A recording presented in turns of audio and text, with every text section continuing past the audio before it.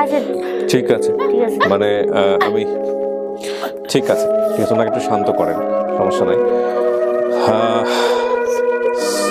আমার জীবনে আমি এত কষ্টের কোনো ভিডিও আমার মনে হয় আজ পর্যন্ত প্রচার করছি।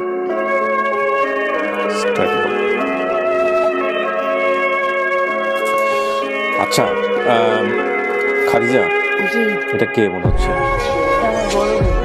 হতে যা, আপনি চিনতে পারছেন ওকে? হ্যাঁ হ্যাঁ, চিনার আরেকটা কারণ আছে, আমার বোনেরও আমার মতো তিলক আছে, ওরও তিলক আছে। তিলক আছে। এই যে হ্যাঁ,